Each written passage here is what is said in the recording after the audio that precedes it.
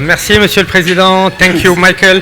Il y a quelques mois, nous étions ici pour discuter d'un sujet très précis, très technique, celui d'Alvarez et Marsal, des malversations financières. C'était Maître Adel Nassar qui nous avait réunis et comme à l'habitude, dans les événements organisés par la Maison du Futur et Konrad Adenauer Stiftung, il y a toujours une extraordinaire diversité d'opinions et des débats très stimulants. Aujourd'hui, c'est un sujet très différent, beaucoup plus large qui nous réunit, un sujet qui peut faire mal, celui de repenser le Liban. On a tous en mémoire cette célèbre image de la proclamation de l'État du Grand Liban avec le général Gouraud entouré par le patriarche Elias Ahwaïk et le mufti Mustafa Najjar. Et on a le sentiment, plus d'un siècle plus tard, d'un extraordinaire gâchis. Beaucoup de Libanais ont aujourd'hui le sentiment de vivre ce que Edgar Quinet appelait le plus cruel des exils, celui qui consiste non pas à quitter son pays, mais à y vivre et à ne plus rien y trouver de ce qui le faisait aimer. Et le Liban d'aujourd'hui, forcé de le reconnaître, ne vit plus, il survit péniblement. Il continue d'aller de compromis boiteux en compromis boiteux, soumis à ce que Clémenceau appelait la politique du chien crevé au fil de l'eau. Sa vie politique est toujours entièrement faite de mesquinerie et de petitesse qu'on retrouvait déjà il y a 50, 60 ans. Georges Nakache, il y a plusieurs décennies déjà, évoquait les basses filouteries des cliques au pouvoir. On a le sentiment, quand on relit l'histoire du Liban au 19e, au 20e siècle, d'un éternel recommencement avec les mêmes angoisses identitaires, existentielles des communautés qui entraînent les mêmes interférences de puissances étrangères, les mêmes abandons de souveraineté et notre incapacité à briser ce cercle vicieux. Nous avons pour ce premier panel deux personnalités connues pour leur sens de la mesure, de la nuance, pour leur connaissance approfondie de l'histoire et des problématiques de la gouvernance au Liban.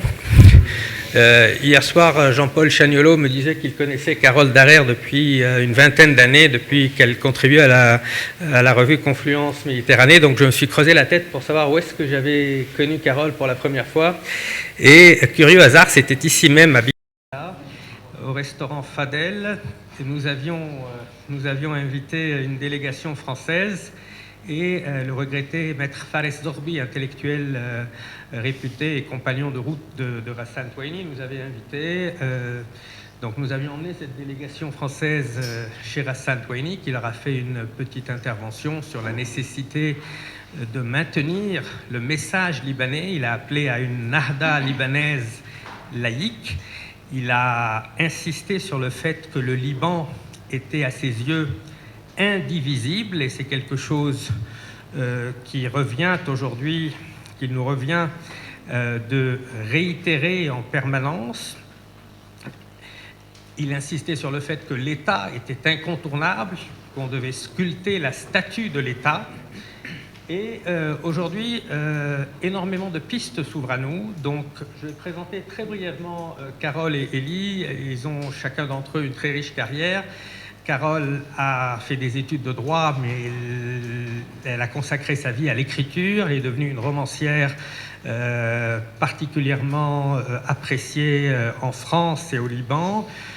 J'ai été témoin de l'attention scrupuleuse qu'elle faisait à la moindre recherche quand elle écrivait ses romans, quand elle écrivait Le Couvent de la Lune et Le Seigneur de la Soie. On avait fait un voyage à Lyon où elle voulait étudier sur le terrain la façon dont les soyeux travaillaient, leur relation historique avec le Liban. Donc chacun de ces romans est précédé par une recherche historique extrêmement fouillée.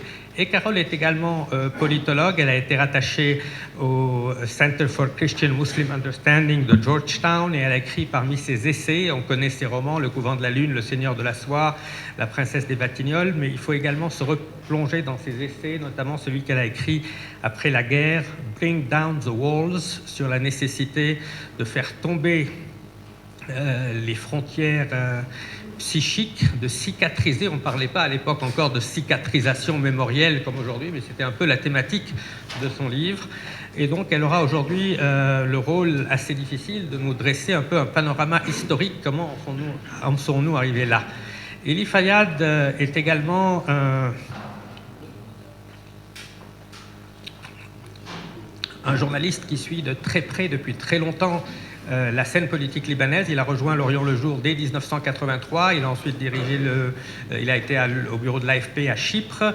Il est revenu au Liban et depuis quelques années, il a été l'un des principaux artisans du redressement de l'Orient le Jour, la version numérique, la revitalisation d'un journal bientôt centenaire. Et Elie, je me souviens d'une table ronde que nous avions organisée il y a 2-3 ans où nous avions évoqué l'héritage de Michel Chiha, les problèmes de la gouvernance. Et aujourd'hui, il reviendra également là-dessus avec quelques perspectives d'avenir.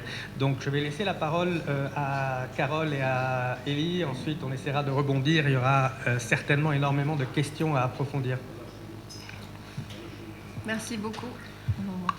Merci beaucoup, Karim. Merci. Je suis vraiment heureuse de participer à ce panel en compagnie d'un panel aussi prestigieux et des panels suivants.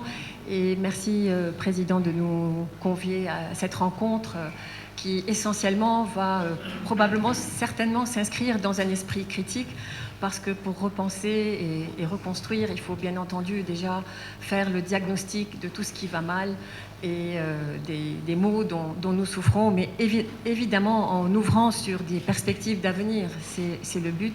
Et je pense que d'ailleurs, le Liban, les élites libanaises sont engagées dans cette réflexion au-delà de toutes ces blessures qui crèvent la renaissance du Liban et qui mettent un point d'interrogation sur son avenir.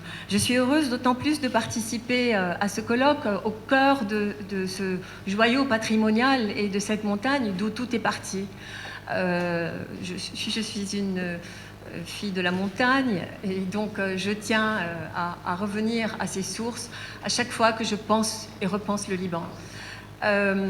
Et en fait, la question à laquelle notre génération est confrontée, et toutes les générations, Karim l'a si bien rappelé, depuis 50 ans et même plus depuis l'indépendance, chaque génération a réfléchi et pensé qu'est-ce qui va mal, pourquoi le Liban, qui a quand même un passé historique riche, très riche, derrière lui, avec une conscience de soi.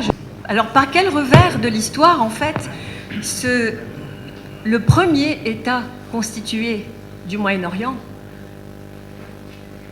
aujourd'hui, se situe à bien des égards au rang d'État failli. Il ne faut pas avoir peur d'utiliser les mots.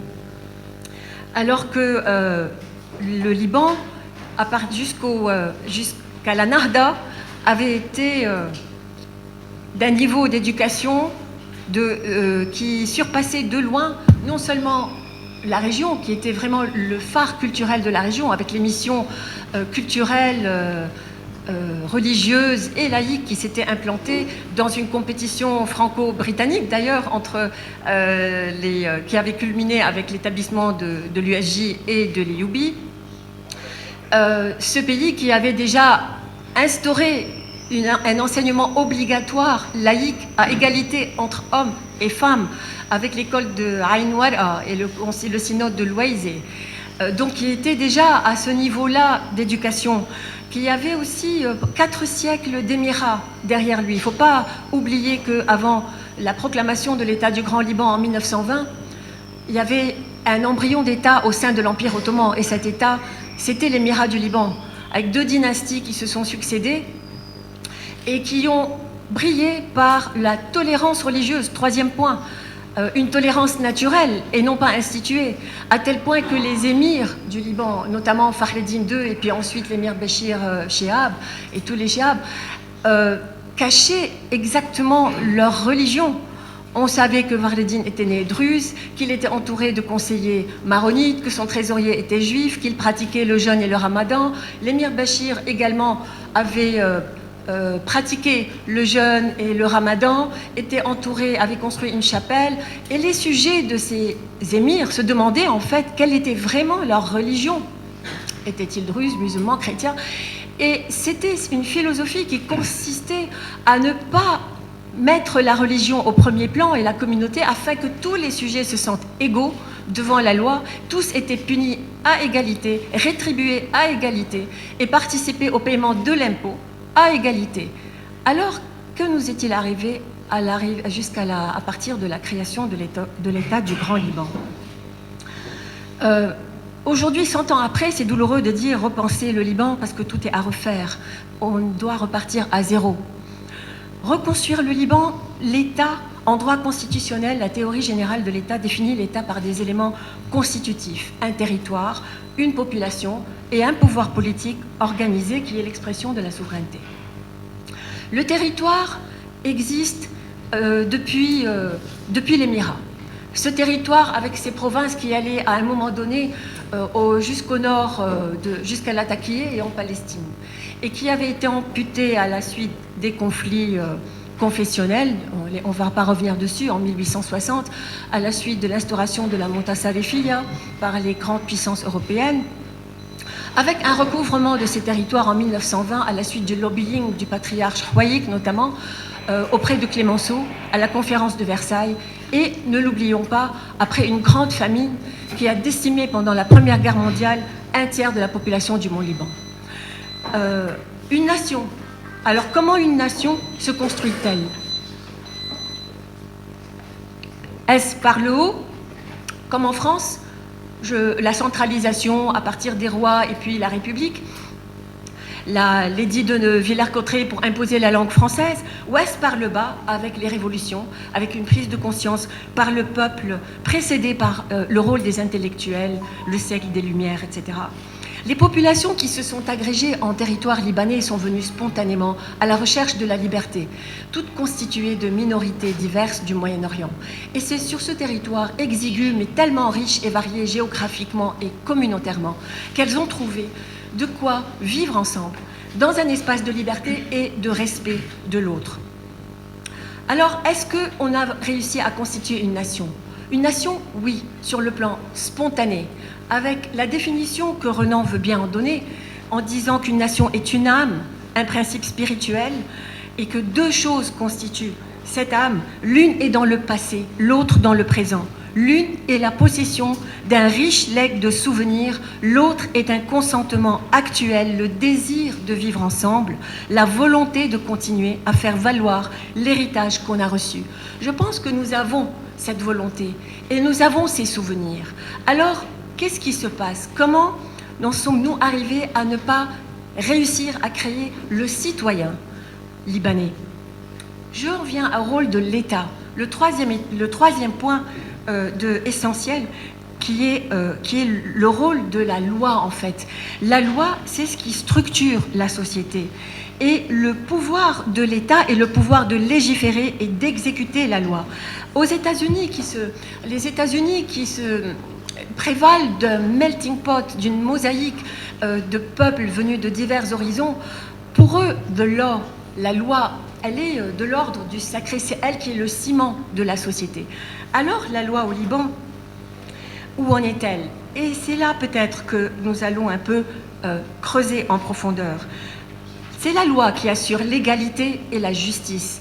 Tocqueville, dans son exploration de l'Amérique et dans son livre sur la démocratie en Amérique, avait mis ces deux principes au premier rang, liberté, égalité. Et il avait une passion pour l'égalité en particulier. Or, c'est le grand défi du Liban, l'équation impossible. Respecter le principe sacro-saint suivant lequel nul n'est au-dessus de la loi. Je mentionnerai Lacordaire qui avait cette fameuse citation, Karim, que tu connais, « Entre le fort et le faible, entre le riche et le pauvre, entre le maître et le serviteur, c'est la liberté qui opprime et c'est la loi qui libère. » Alors examinons un petit peu ces paramètres et arrêtons-nous au pacte national. Parce que c'est peut-être ça, l'invention du Liban, et c'est un peu le titre également de notre panel. Ce pacte national qui sert de cadre étatique, légal, philosophique au système. Qu'avons-nous créé au Liban? Nous avons créé un système. Et c'est ça que nous allons un peu explorer ensemble. Le pacte national a pour philosophie noble le vivre ensemble, mais il a été à l'indépendance imaginé et institutionnalisé par les pères de l'indépendance.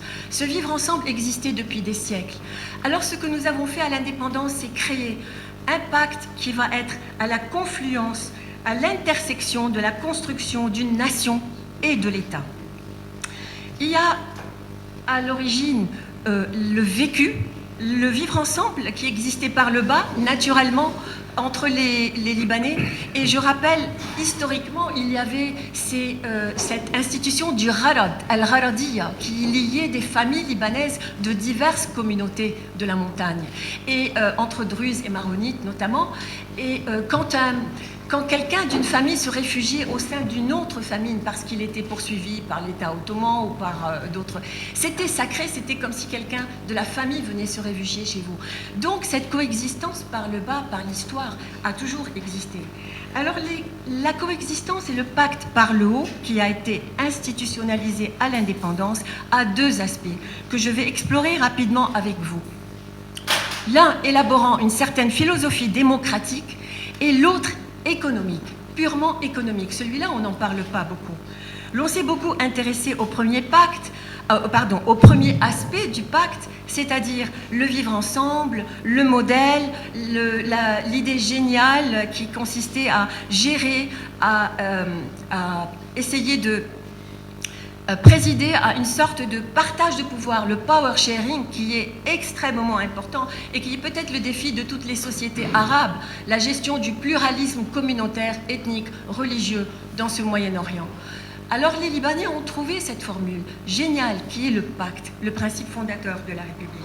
Et cependant, nous avons occulté le deuxième aspect, qui était l'aspect économique.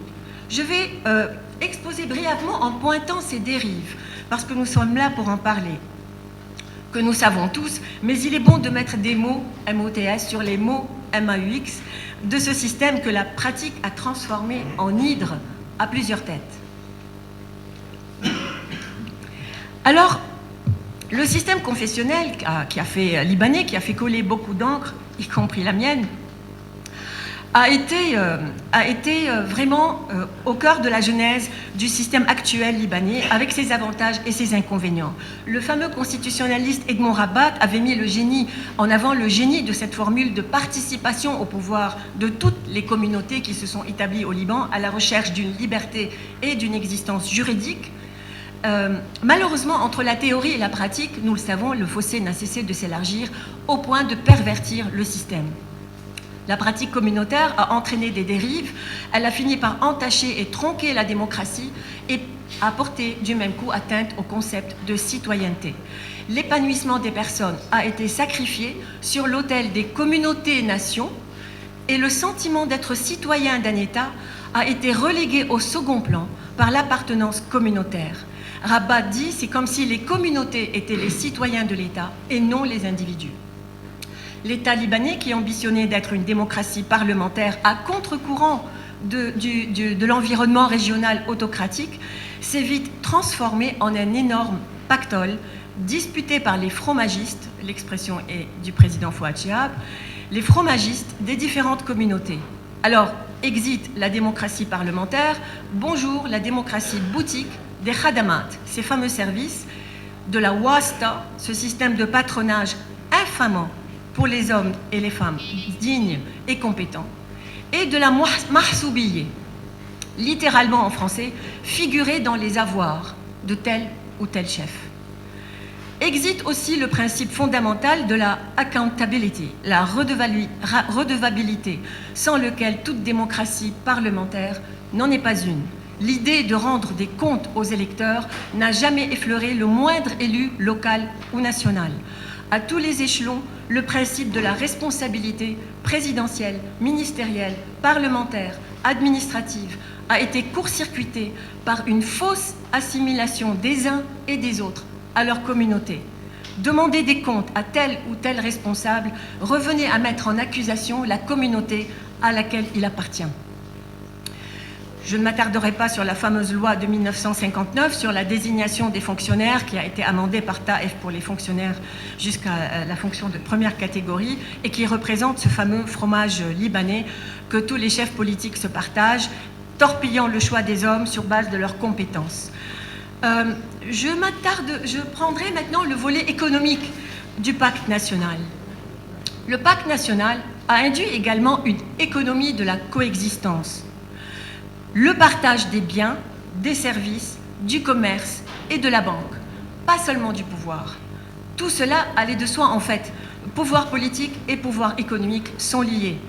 C'est le volet économique, je dirais, occulte du pacte, qui fut l'intéressement des représentants des communautés. Et disons-le franchement, durant le mandat français et puis à l'indépendance, évidemment, le président Gemayel a mentionné le rêve du royaume chérifien, de Faisal, de la Grande Syrie, d'une nation arabe qui avait été promise par les Anglais au shérif Hussein de la Mecque, et puis pour lutter contre l'Empire ottoman. Et donc, à la naissance du Grand Liban, il y a eu cet élan, il y a eu la Faisal qui sera défait par les troupes françaises à Maïsaloun, mais il y a eu évidemment beaucoup de réserves de la part des communautés musulmanes, notamment établies sur la côte, à Tripoli et autres, qui rêvaient de rejoindre ce royaume chérifien. Et n'oublions pas qu'en fait, avec le patriarche maronite, c'est essentiellement les maronites qui ont porté avec la France au fond baptismaux ce Grand Liban. Alors, à l'indépendance, rebelote, il fallait quand même également intéresser. Et donc, il y a eu ce volet économique qu'il fallait, si vous voulez, donner les dividendes politiques et commerciaux de l'État libanais nouvellement créé. Donc, il fallait le rendre attractif pour faire accepter cet État, d'où la République marchande. Et nous allons y revenir.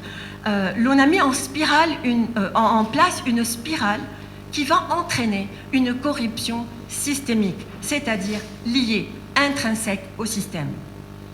Les incidences négatives du confessionnalisme sur le développement économique et même sur la préservation de l'environnement a fait l'objet d'un article de l'Orient le Jour, d'ailleurs il y a 10 ans déjà, en 2012, sous le titre « L'économie libanaise étouffe sous le régime confessionnel ». Donc on le retrouve sur le site internet de l'Orient. Il ressort de cet article rapidement que c'est le système qui a anéanti le système public, le secteur public, créé un surcoût économique tout en générant des conflits, avec la prévalence du système confessionnel dans le système éducatif, le travail, l'absence de mariage civil, même facultatif dans le pays, le système des quotas dans l'administration, les habitudes communautaires sur le marché du travail et de l'immobilier.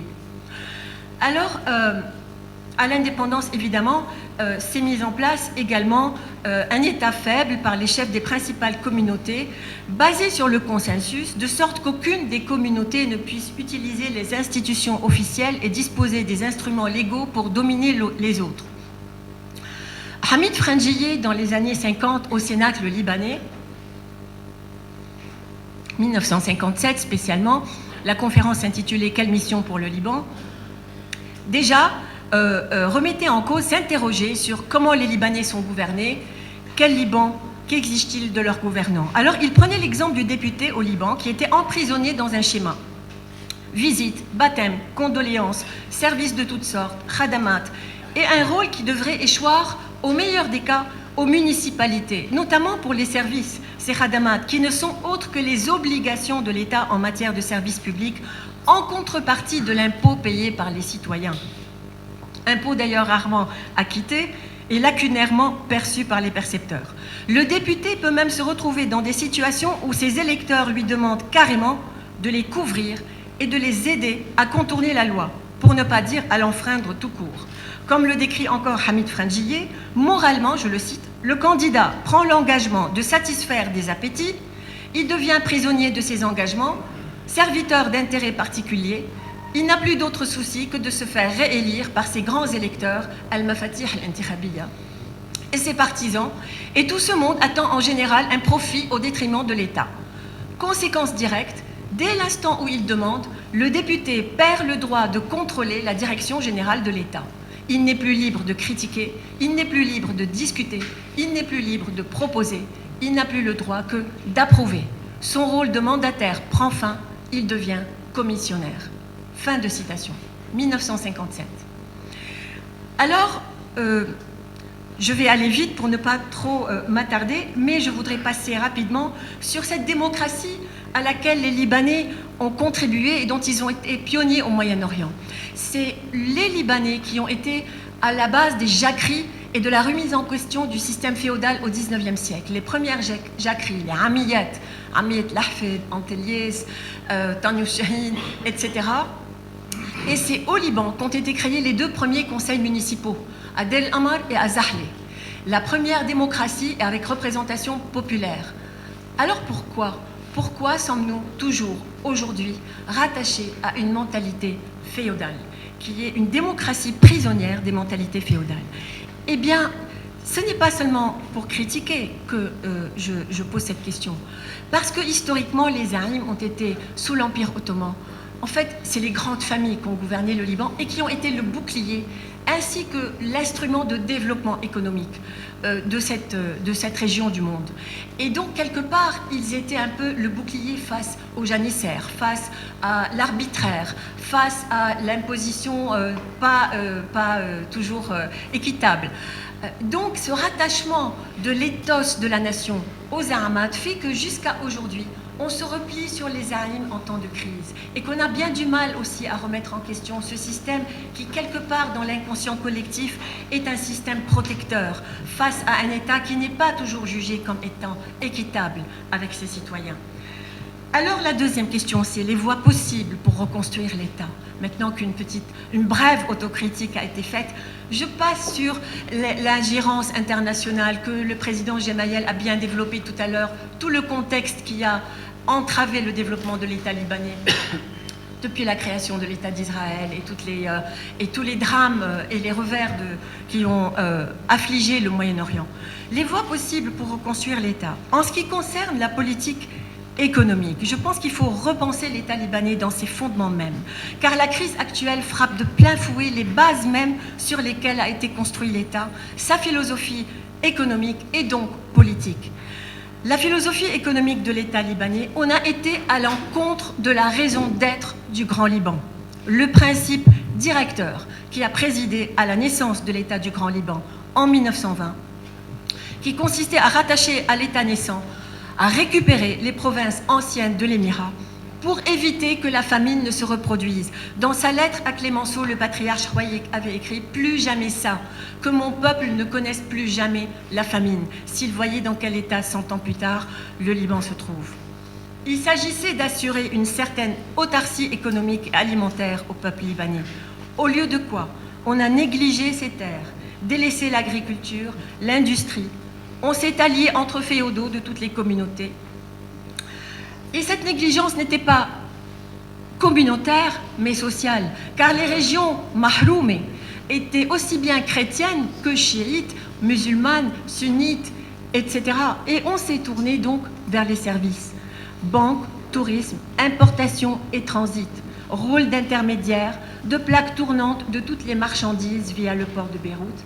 Bref, la République marchande, les agences exclusives, les monopoles, une économie faussement libérale qui n'était libérale que pour ceux qui l'avaient planifiée et en profitaient.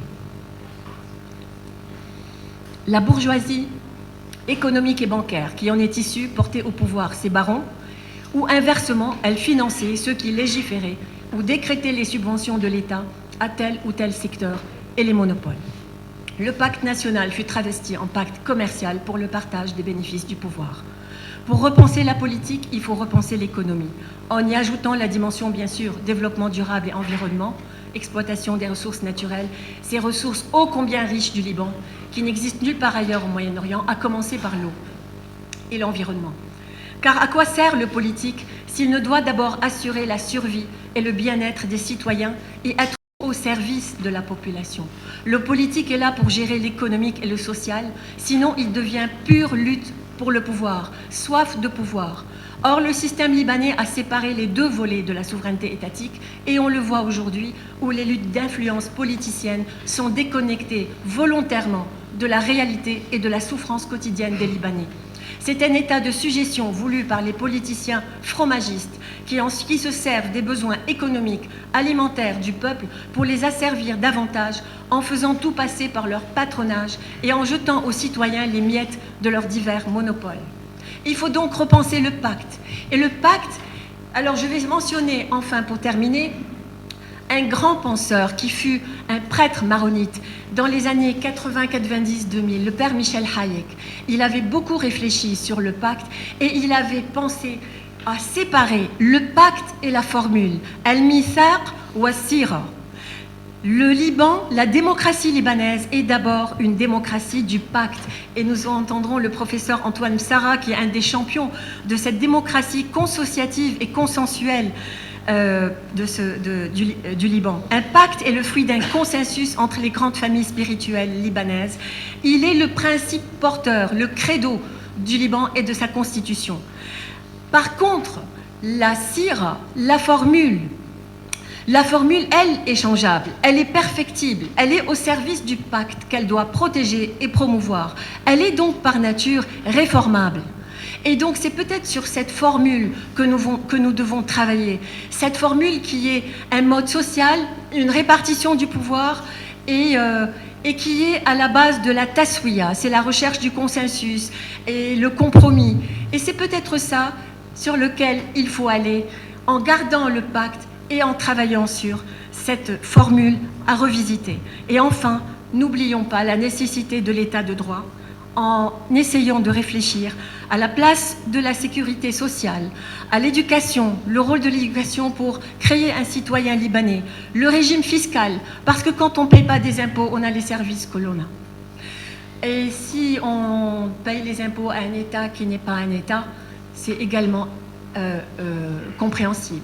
Donc peut-être que cet État, il faudrait le réinvestir par le bas et essayer de repenser à ce qui a été prévu, décentralisation administrative, école publique, éducation à la citoyenneté, et j'en passe. Mais cette journée va aborder toutes ces thématiques et je voulais simplement partager avec vous, à partir du pacte national, tous les potentiels qui s'ouvrent à nous.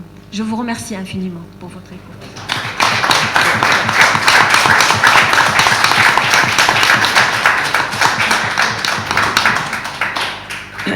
Merci infiniment, Carole, pour ce panorama brillant, percutant, passionné et passionnant. Je pense vraiment que ça mérite d'être publié. C'est un texte puissant qui fait mal parfois, quand tu as évoqué la famine un siècle après, quand tu as évoqué cette économie faussement libérale qui continue de prédominer, le pouvoir des intérêts privés et catégoriels. Je pensais en écoutant Carole, elle s'est présentée comme une fille de la montagne libanaise, elle a commencé par ça, et en même temps elle représente l'universalisme, elle réussit à combiner le cosmopolitisme et l'enracinement, et c'est peut-être précisément parce qu'elle a été marquée par des figures comme le père Hayek qu'elle a cité, et le père Joachim Moubarak, qui étaient eux aussi issus de la montagne maronite et qui ont réussi à être des intellectuels engagés en Europe. Le père Moubarak était très admiré par des personnalités françaises comme François Mauriac, comme Germaine Tillon. Il avait énormément d'admirateurs à Paris et le Massignon. Et Carole s'inscrit un peu dans cette tradition-là, cet ancrage dans la montagne maronite et cette ouverture formidable sur le monde et ce courage d'évoquer les questions économiques et sociales qui font mal. Elle a évoqué Fakhreddin et son itinéraire fascinant. Ça me fait penser que parmi ses ouvrages, il y en a un que je n'ai pas cité qui est particulièrement intéressant, c'est L'invité des Médicis, où elle retrace un peu l'arrivée de Fakhreddin en Toscane, novembre 1613, si je ne me trompe pas, et ses contacts, ses amours, ses relations avec les artistes, etc. C'est un de ses livres les plus intéressants. Et également, parce qu'elle a cité Fakhreddin, j'ai retrouvé la citation exacte que j'évoquais tout à l'heure de Rassan Toueni, qui disait « Aujourd'hui, le Liban, chrétiens et musulmans tout à la fois, se doit d'avoir la témérité de porter de nouveau le double message de Fakhreddin et de la Nahda, le retour vers le rêve méditerranéen, vers une Nahda libanaise laïque, une renaissance arabe à ressusciter dans la plénitude du rationalisme et de la liberté. » Et il enchaînait en disant que diviser le Liban, c'était pratiquement créer autant de projets de guerre civile qu'il n'y a de communautés. Plus encore, diviser le Liban, ce serait créer autant de projets de guerre religieuse ou ethnique prêts à déborder dans un environnement régional et international, friand de casus belli illusoires et de Bonaparte d'emprunt, fût-il sans victoire. Ce Bonaparte d'emprunt, fût-il sans victoire, auquel il faisait allusion, est encore présent sur la scène politique libanaise en 2022. Donc, Elie va rebondir sur cette crise institutionnelle, morale, profonde que traverse le Liban. Il va suggérer comment repenser la gouvernance. Pour compléter un peu les remarques liminaires de mon introduction, je voudrais dire que l'État est incontournable. Nous avons, Joseph Maïla hier disait, il faut arrêter de nous dire, il faut refonder l'État. L'État est à fonder, il n'y a jamais eu véritablement d'État. Donc on dénonce en permanence la culture des consuls, ces interférences des ambassadeurs depuis le 19e siècle, mais c'est très intéressant pour les chercheurs et pour les citoyens de lire les correspondances de ces chercheurs, de ces diplomates, car tout en présentant les intérêts de leurs nations respectives, ils portent parfois un regard très acéré sur les turpitudes de notre classe politique locale depuis le 19e siècle. Et ça m'est revenu à l'esprit hier lorsque l'ambassadrice de France a glissé dans son discours sur le colloque organisé par l'Institut des finances, l'État incontournable, une pique assez intéressante sur ceux qui essaient aujourd'hui de mettre l'État aux enchères pour socialiser leurs pertes après avoir privatisé leurs profits. Alors Anne Griot a dit, oui, bien sûr, l'État est incontournable. Il n'y aura pas de Liban sans État, n'en déplaise à ceux qui l'ont investi pour mieux le faire disparaître, n'en déplaise à ceux qui voudraient le mettre au pluriel pour mieux se l'approprier, et n'en déplaise à ceux qui voudraient le mettre aux enchères pour se rembourser de leurs propres errements. Ils se reconnaîtront, ils appartiennent au même syndic de faillite. C'était une phrase assez puissante qui m'a rappelé un peu certains diplomates du 19e siècle qui avaient une très belle plume et qui portaient également des regards très sévères sur le comportement de nos élites locales. Carole a évoqué la famine du Mont-Liban. Elle a également consacré avec Mira Prince un livre qui s'appelle de la grande famine, de la grande guerre au Mont-Liban, au Grand Liban, où elle évoquait la famine, et on avait conclu par les accords de Sykes-Picot. Je crois que Jean-Paul et Joseph avaient également contribué à cet ouvrage. Donc ce qui était significatif, c'est que le même constat se répète si on regarde avec un siècle de retard, de recul. Cette effroyable famine qui a décimé la population du Mont-Liban avec 200 000 personnes mortes de faim, alors que la population tout entière était de 600 000, donc un Libanais sur 3. On se rend compte que cette famine n'était pas uniquement la conséquence des implacables politiques ottomanes, elle n'était pas uniquement la conséquence du jeu des puissances, mais elle était également la résultante du comportement immoral et de l'esprit de lucre de quelques accapareurs libanais. C'est cette économie, cette version économique du consociativisme auquel Carole faisait allusion. Donc ces deux phénomènes sont bien évidemment liés. Ce sont ces faiblesses libanaises, l'incapacité libanaise à créer un sentiment national, un sens de l'intérêt public et un patriotisme économique qui ont facilité toutes les manigances des puissances régionales et internationales. Donc, il est effrayant de réaliser en 2022 que des féodalités financières, comme les appelait le général de Gaulle, des corporatismes, puissent continuer de faire plier la nation, de faire reculer l'État, et ce qui caractérise notre pays aujourd'hui.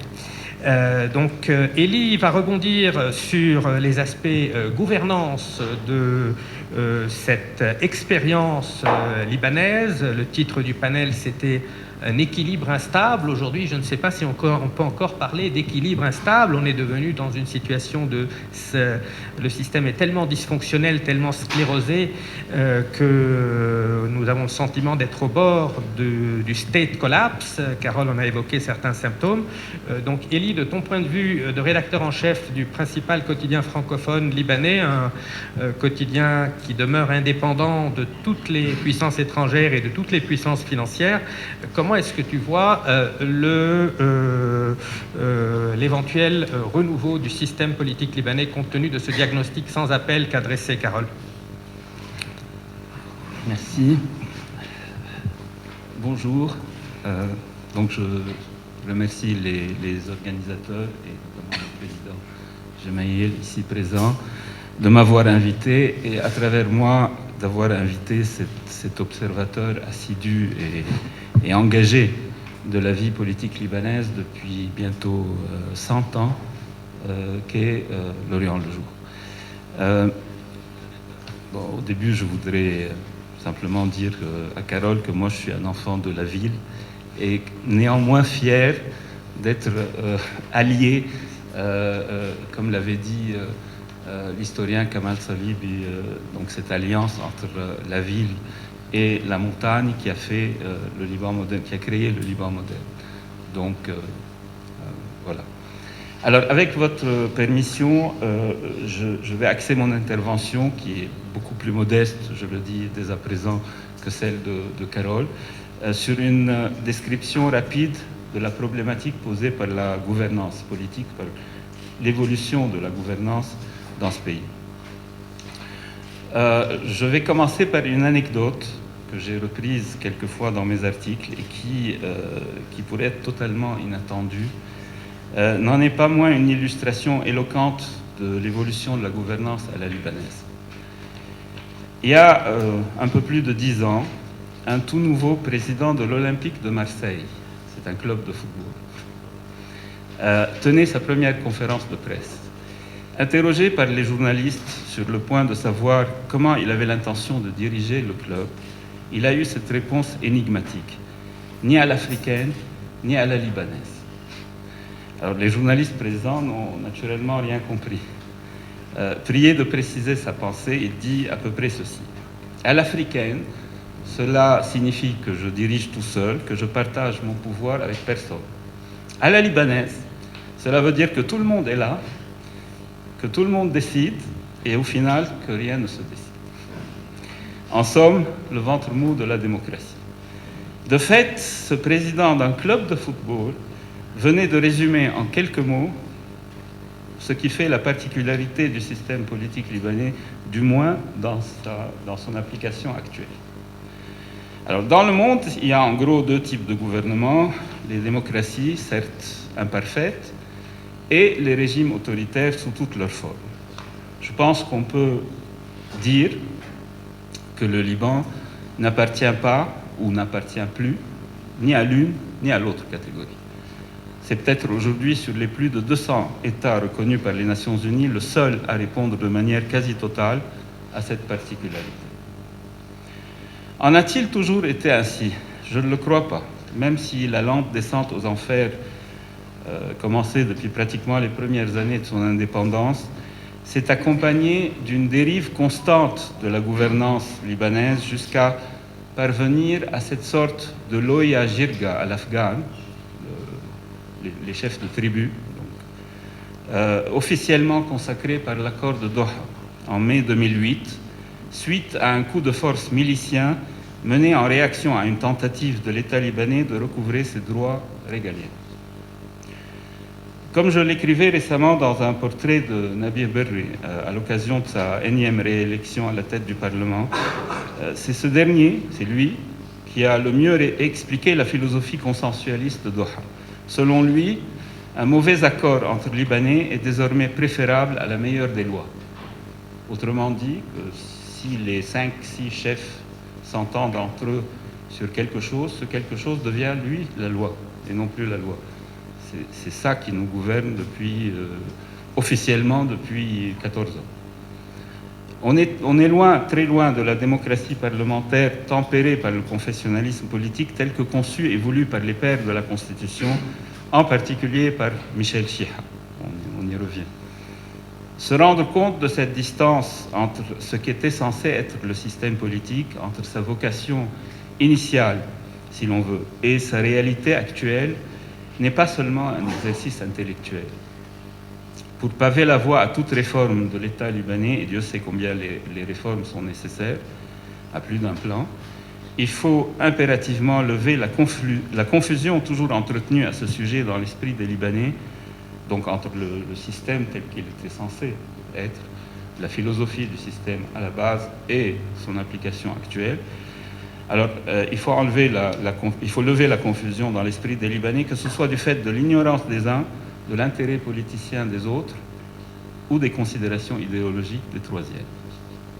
Une fois ce travail de clarification accompli, les Libanais devront alors décider s'il faudra 1. Tout jeter, 2. Garder le système tel qu'il est mis en œuvre actuellement, dans lequel 5 ou 6 chefs de tribu s'accordent ou ne s'accordent pas sur la marche de la République, peu importe que ce soit dans le respect de la Constitution et des lois ou pas. Et 3, s'efforcer de remettre en place une démocratie parlementaire qui fonctionne à peu près normalement, avec ces deux piliers complémentaires que sont la sanction politique des électeurs et l'alternance au pouvoir, tout en prenant en compte l'existence des communautés religieuses dans un cadre paritaire un peu similaire dans l'esprit et la lettre au principe des quotas hommes-femmes dans les démocraties occidentales. On peut concevoir le confessionnalisme politique dans ces limites-là, dans ces cadres-là, et ne pas aller plus loin. Aujourd'hui, on est allé vers une sorte de fédéralisme non géographique dans lequel se confondent les chefs de clan, les chefs de parti et les chefs de communauté pour faire un seul moule. Cet objectif de clarification est aujourd'hui l'enjeu central dans toute démarche réformatrice de nos institutions politiques. Sans cela, on chercherait vainement, par exemple, à convaincre de nombreux abstentionnistes à participer aux élections législatives, eux qui nous disent à peu près ceci: à quoi cela servirait-il d'aller voter puisque de toutes les façons, quelles que soient les majorités que nous élisons, on continuera à nous fabriquer des gouvernements où il y aura tout le monde ou presque. Et nous savons qu'ils ont raison. Le patriarche Nasrallah Sfer répétait souvent, après Doha surtout, que les gouvernements libanais ressemblent à des chariots tirés par des chevaux à la fois à l'avant et à l'arrière, et que cela forcément ne mène nulle part. En réalité, cette forme de gouvernement a mené le Liban quelque part, droit au désastre. Lorsque vous participez à un gouvernement de coalition dans une démocratie à peu près normale, vous savez déjà que vous n'y êtes pas pour appliquer votre programme politique, mais plutôt un programme commun négocié en amont avec vos partenaires au sein de la coalition. Sauf que ce programme commun incarne à minima vos aspirations. Au Liban, il n'en est rien. Vous entrez au gouvernement simplement parce que vous existez sur la carte politico-communautaire. Votre représentation est censée être proportionnelle à votre poids parlementaire, ce qui, bien entendu, annule le rôle de la Chambre pour ce qui est du contrôle de l'action du gouvernement. Et vous vous livrez à des bras de fer pour avoir le maximum de ministères juteux afin de servir votre base. Le problème n'est pas tant dans ce qu'on appelle la muhassasa, c'est-à-dire le partage du gâteau, il est plutôt dans la finalité de cette muhassasa, davantage de clientélisme, moins d'État. Il est vrai que le clientélisme est une constante de la vie politique libanaise, voire de la culture politique libanaise. Mais ce qu'on constate depuis la généralisation des gouvernements dits d'union ou d'entente nationale, c'est justement une explosion du clientélisme, dans la mesure où il est devenu quasiment l'unique levier dans la relation entre gouvernants et gouvernés. Puisqu'il n'y a plus de politique, en d'autres termes. On n'arrive pas au pouvoir pour appliquer un programme. On arrive au pouvoir pour servir sa base, sa clientèle. Voilà, c'est tout. D'autant plus qu'on partage ce pouvoir avec des gens qui ont d'autres programmes, d'autres visions, tout à fait d'autres objectifs. Donc au final, c'est le règne du donnant-donnant. Tu me donnes pour ma clientèle, je te donne pour ta clientèle. Et c'est comme ça que ça se passe. Or, cette forme de gouvernement, ce clientélisme, coûte cher, et même très cher, puisqu'on a vu qu'en 2018, l'adoption, le vote à la Chambre de la grille des salaires dans la fonction publique, combien elle a coûté à l'État. Et il y avait même un article dans la loi qui disait qu'on n'allait plus embaucher dans la fonction publique, justement pour essayer d'arrêter l'hémorragie financière. Et le résultat, c'est qu'on a embauché 4500 à 5000 fonctionnaires depuis qu'on a signé ce. Donc vous voyez, le clientélisme coûte très cher, d'où la contribution de plus en plus massive du secteur bancaire libanais à son financement, avec les conséquences que l'on sait. Alors, on voit dès lors combien il était essentiel aujourd'hui, là j'adopte la démarche inverse, mais pas nécessairement contraire, c'est-à-dire les deux peuvent être faites. Il est essentiel aujourd'hui dans toute démarche réformatrice au Liban de prendre en compte la dimension proprement politique de l'effondrement financier et économique que connaît ce pays. Naturellement, on ne parviendra pas à guérir tous les maux qui frappent la gouvernance politique au Liban, rien qu'en établissant de meilleurs diagnostics du mal. Par exemple, il ne suffira pas de convaincre un plus grand nombre de Libanais du caractère anormal et mortifère que représente aujourd'hui le statut d'une organisation comme le Hezbollah pour être en mesure de mettre fin à ce phénomène. En revanche, on peut déjà commencer à lutter contre la banalisation de ce phénomène, ce qui rendrait plus difficile toute alliance politique avec ce parti. Le chemin de la réforme est un long chemin, je pense, au Liban, et éclairer un chemin dans la nuit est une condition première pour pouvoir emprunter ce chemin. Je pense que l'objectif modeste de mon intervention s'arrête là. Merci.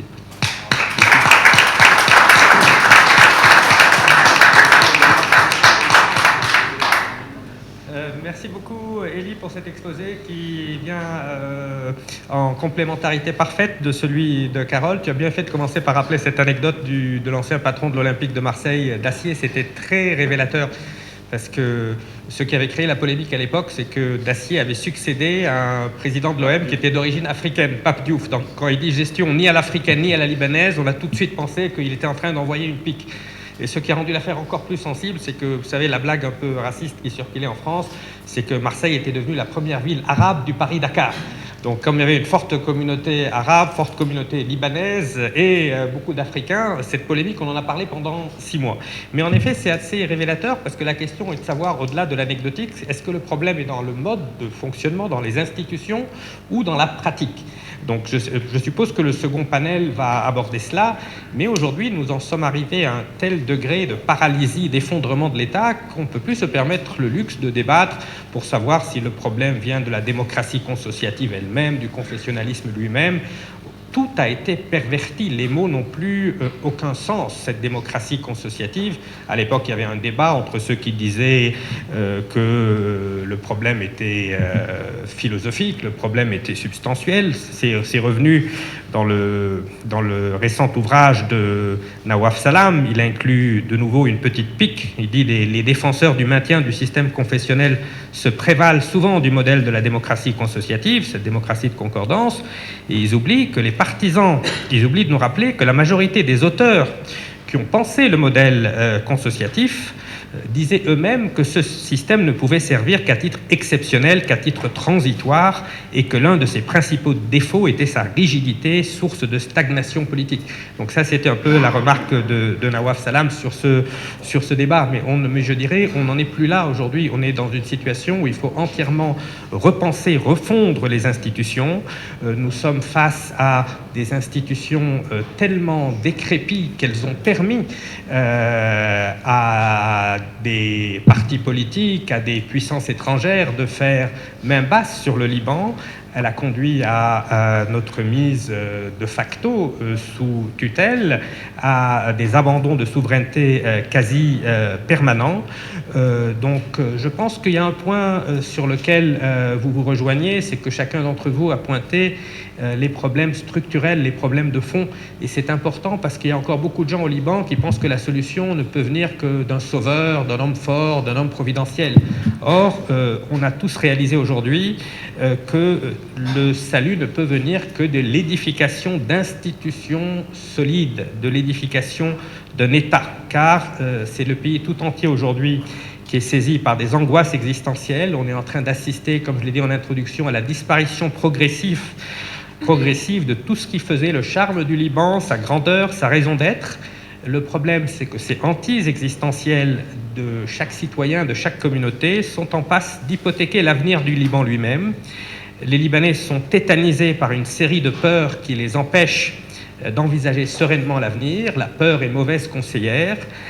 les blocages politiques et institutionnels, cette crise économique, cette déstabilisation régionale, la remise en cause de l'intégrité territoriale de plusieurs États de la région. Donc, ce n'est pas pour conclure un peu cette discussion sur une note pessimiste, mais rarement ce pays n'aura traversé une crise existentielle aussi importante dans son histoire. Et quand on est en présence d'une crise existentielle, le premier point de départ doit être le refus de la résignation, le refus de la fatalité.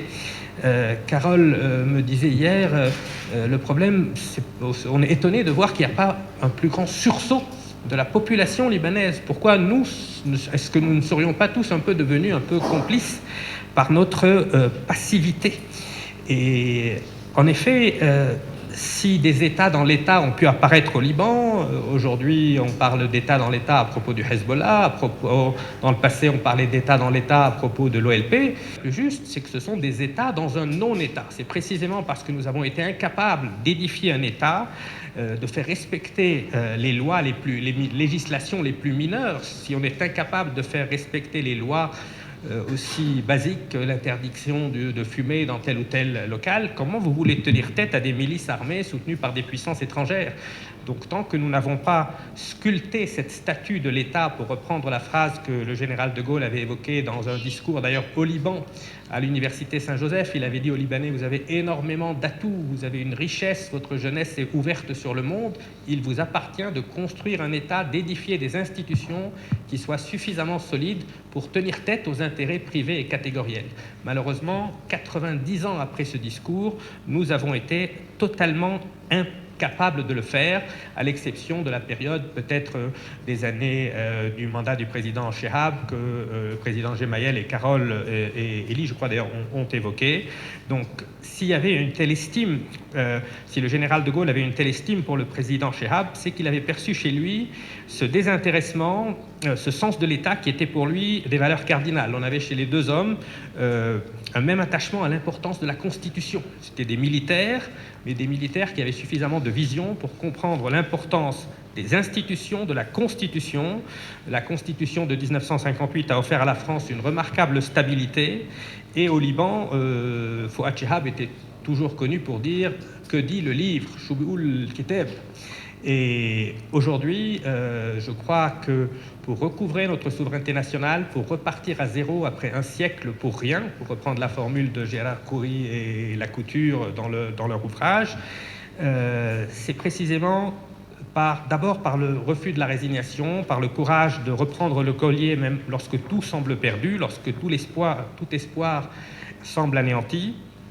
L'idée de désespoir doit être interdite au Liban. Il n'y a pas de fatalité en histoire. Si on accepte cette résignation, il n'y aura aucun sursaut possible. Donc, quand bien même tous les éléments objectifs seraient susceptibles de nous conduire à la résignation, à une profonde déprime, le combat doit continuer. Et grâce à des débats comme ceux que nous avons aujourd'hui, je crois que ce débat peut partir sur de bonnes bases. Je pense qu'il nous reste une quinzaine de minutes. Si vous avez des questions dans la salle pour que Carole ou Elie puissent approfondir certains points, oui. Personne derrière, et puis Monsieur Tabet. Bonjour, Elie Jaber. Ah. Si, je m'adresse à Carole Dager. S'il m'est donné en tant que citoyen de voter pour la présidence de la République, je voterai pour vous. Et je demande à Rabia Hadar, notre ami, de véhiculer l'idée.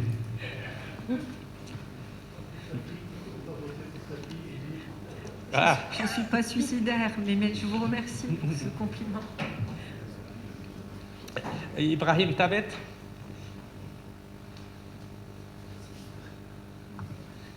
Bon, d'abord, je suis d'accord avec mon ami Elie Jaber concernant Carole. Bon, Vous m'exposez trop. Je voudrais revenir sur le titre de cette conférence, « Repenser le Liban ». Repenser le Liban, c'est-à-dire, c'est penser qu'il ne suffit pas de réformes superficielles, mais de changer complètement la configuration, le système politique libanais. Bon, le président Gemayel, dans sa description de la genèse de la constitution du Liban, a évoqué ce qui était dans le passé un certain irrédentisme, principalement sunnite, vis-à-vis du Liban. Bon, aujourd'hui, cet irrédentisme n'existe plus, mais il a été remplacé par ce qu'on pourrait appeler une volonté de la communauté chiite sous l'égide du Hezbollah de changer profondément l'identité de ce pays, de changer ce qui a été sa raison d'être, etc. Bon, face à cette volonté qui reflète un clivage identitaire et culturel profond parmi les composantes de la situation de la nation ou du peuple libanais. Ne pensez-vous pas que, là je m'adresse à vous trois, ne pensez-vous pas qu'une décentralisation administrative telle que vient de l'évoquer à la fin de son intervention Carole Daré est insuffisante et qu'il ne faut pas se diriger vers une fédération à la Suisse et non pas une fédération de facto de communautés à base non territoriale telle qu'elle existe aujourd'hui. Donc une fédération à la Suisse basée sur la subsidiarité où c'est le minimum de compétences qui est délivré à l'État central et où l'essentiel de la décision se situe au niveau des cantons. Cette large décentralisation, comme la Suisse, serait, disons, complémentée par une neutralité. Voilà ma question. Face à un État failli, est-ce que le système actuel peut être replâtré, réformé, ou bien il faut complètement le changer? Merci. Merci Ibrahim, c'est une question très large, très délicate, sur laquelle on pourrait s'étendre longuement. Élie? Moi, rapidement. Cette question a été posée pendant la guerre, la question du fédéralisme, etc. Il y a deux sortes de fédéralisme. La fédération, un fédéralisme territorial, géographique, et un fédéralisme communautaire. Nous n'en sommes pas très loin au niveau communautaire. Edmond Labat, encore lui, l'expliquait dans son livre, chaque communauté ayant son statut personnel, ses tribunaux civils, sa reconnaissance juridique, un droit de regard sur les écoles, l'éducation, chaque communauté a son club de sport, et j'en passe. Mais ce n'est pas encore tout à fait un fédéralisme dans ce sens. Le fédéralisme territorial, comment vous allez séparer des communautés, des régions entrelacées sur le plan communautaire et humain? Moi, j'ai répété que au niveau du bas, la population est intégrée. Et bien sûr, il ne faut pas parler d'une manière idyllique. Il y a eu des massacres, il y a eu des périodes de tension, mais sur le long de l'histoire, sur la durée, les Libanais de toutes les communautés ont développé des traditions et des liens interfamiliaux, interrégionaux, parfois plus forts que intercommunautaires. La décentralisation administrative, il faut commencer déjà par l'appliquer, parce qu'elle implique qu'on donne plus de pouvoir aux municipalités, aux muhafazat. Les municipalités aujourd'hui ne peuvent même pas disposer d'un budget pour nettoyer les rues et pour assurer la levée de l'impôt fiscal, enfin municipal, et un peu de sécurité. Alors comment voulez-vous déjà instaurer une fédération? Par ailleurs, dans une fédération comme la Suisse, les grandes questions régaliennes appartiennent à l'État, c'est-à-dire la politique étrangère, la défense, l'économie. Or, c'est ça notre vrai problème. Vous allez instaurer un fédéralisme où, à nouveau, vous allez retrouver les féodaux de chaque fédération qui vont se partager l'économie et la finance, la politique étrangère paralysée et la défense. On n'a pas résolu le problème. C'est mon opinion. Merci beaucoup, Carole. Si je peux me permettre, en tant que modérateur, je partage tout à fait l'opinion de Carole. Autant je pense que le système actuel a complètement montré sa sclérose, son dysfonctionnement, autant il est nécessaire de repenser entièrement les institutions. Je suis persuadé que le Liban est indivisible. C'est pour ça que j'ai commencé par citer Rassan Toueni. Quand bien même ce serait possible d'aller vers la solution préconisée, ce ne serait pas forcément souhaitable. Ça viendrait peut-être enraciner encore plus les extrémismes au sein de chaque communauté. Ce serait rompre avec le message du Liban qui a été évoqué ce matin, le message du pape Jean-Paul II. Beaucoup de gens prennent ça avec un peu une certaine condescendance. Ils disent de quoi vous nous parlez, mais nous faisons partie de ceux qui sont encore attachés à cette coexistence. Et comme l'a dit Carole, même ceux qui avaient porté ces idées pendant la guerre sont revenus à la nécessité d'avoir un État central fort qui puisse se faire respecter, ce qui n'empêche pas du tout d'envisager une décentralisation aussi bien administrative que financière. Il y a des projets très détaillés qui ont été présentés dans plusieurs universités. La décentralisation administrative et financière, si elle accompagne l'édification d'un État civil, la création d'un Sénat sur une base communautaire et la déconfessionnalisation de la Chambre basse pourrait permettre déjà d'aller très loin dans un sens réformateur et de doter le Liban de nouvelles structures. C'est ce qui était prévu d'ailleurs dans la Constitution qui n'a pas été appliqué dans les accords de Taïf. Élie ? J'ajouterais juste une observation, c'est que les rares moments, notamment pendant la guerre, où nous nous sommes retrouvés, entre guillemets, entre nous, c'est-à-dire à l'intérieur de ghettos communautaires, ben, ça n'a pas été une bonne expérience. Je pense que c'est clair. Oui, Nadim ? Bonjour. Tout d'abord, je tiens à remercier les participants pour ce débat et pour cette discussion qui est très intéressante. Ma question s'adresse à Madame Carole.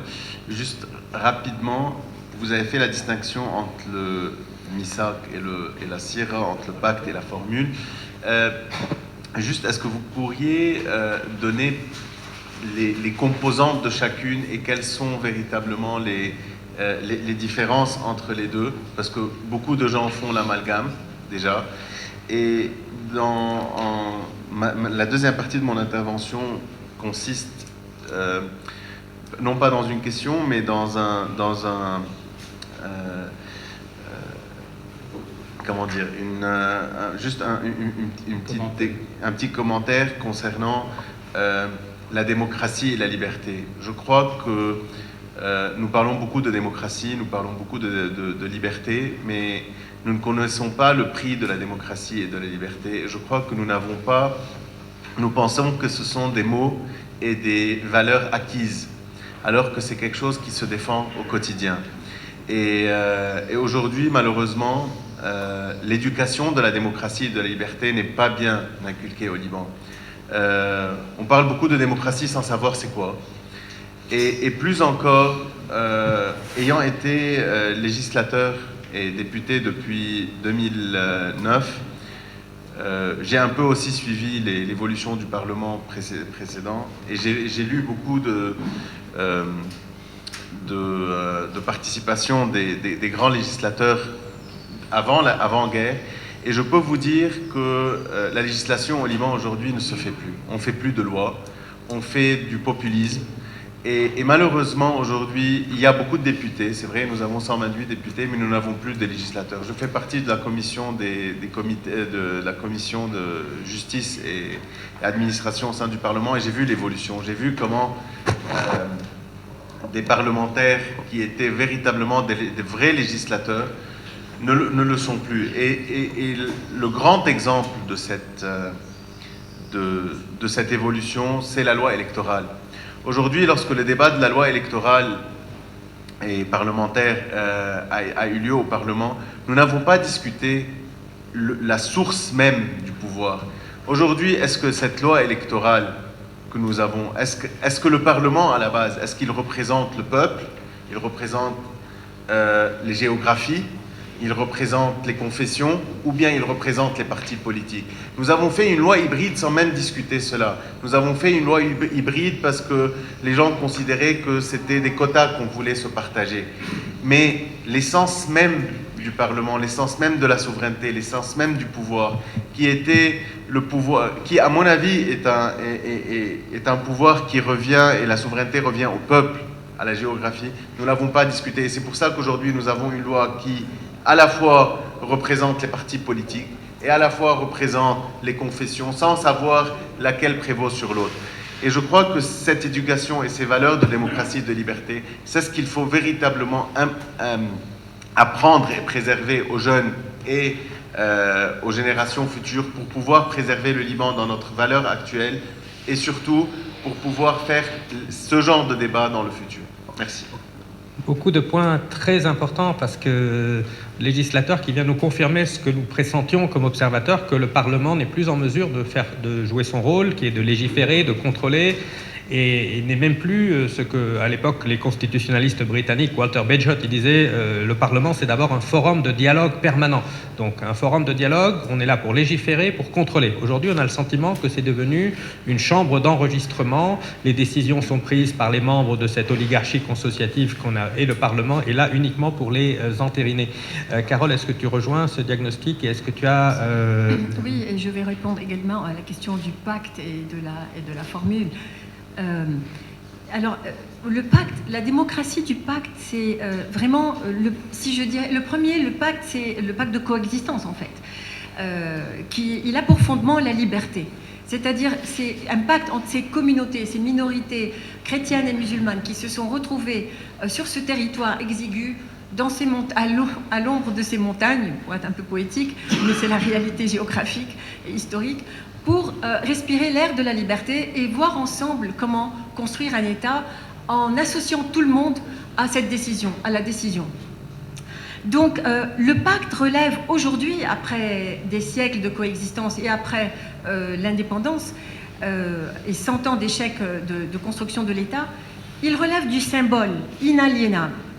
Il est le principe fondateur de cette démocratie où la liberté est essentielle, un pilier essentiel. La formule, elle est changeable, elle est perfectible, elle est au service du pacte qu'elle doit protéger et promouvoir. Elle est donc par nature, si on veut, réformable. On peut négocier sur la question des quotas, a fini par tout recouvrir, par dénaturer le pacte. On ne parle plus que de ça. Le pacte, il porte sur les principes fondateurs de la République, sur l'esprit de la Constitution, sur la nature du système, sur la laïcité du régime. Je parle bien de la laïcité du régime. L'État libanais est un État laïque qui respecte la religion, qui est la religion est séparée de l'État et qui respecte la liberté religieuse de toutes les communautés, ce qui n'existe pas ailleurs dans le monde, au Moyen-Orient. Et aussi, c'est la finalité de la patrie. C'est ça les principes fondateurs. Alors, la formule, elle constitue le système juridique. Elle est la répartition du pouvoir, le mode social, combien les maronites vont avoir au Parlement, au gouvernement, à la fonction publique, les druzes, les chiites, etc.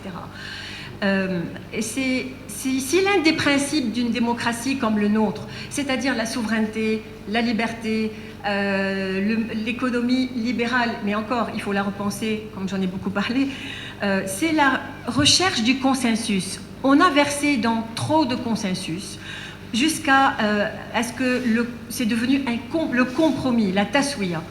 Et de là, on en arrive aux compromissions également, de manière systématique. Or, il ne faut pas que ces taswiya, ces compromis touchent à l'essence même de notre société et de ses valeurs. Et c'est à nous de départager ce qui est sacré pour nous au sein du pacte, au sein de nos principes fondamentaux, et ce qui est négociable dans la formule. S'accrocher à des sièges juste pour les quotas, sans aucune finalité, en bradant tout le reste, n'a plus de sens. Donc peut-être que dans ce délicat équilibre entre pacte et formule, c'est là que réside la paix et la paix sociale dans notre pays. Il faut imaginer une patrie de l'homme, comme en ont rêvé le père Joachim Moubarak, le père Michel Hayek, et pour que le terme libanisation cesse d'être synonyme d'éclatement d'un pays en entité pluriculturelle et religieuse et qu'il devienne vraiment le synonyme d'un modèle réussi de vivre ensemble et de gouverner ensemble. C'est à nous d'inventer ça. Tu veux rajouter quelque chose, Élie? Juste sur le commentaire à propos des législateurs, moi je suis tout à fait d'accord.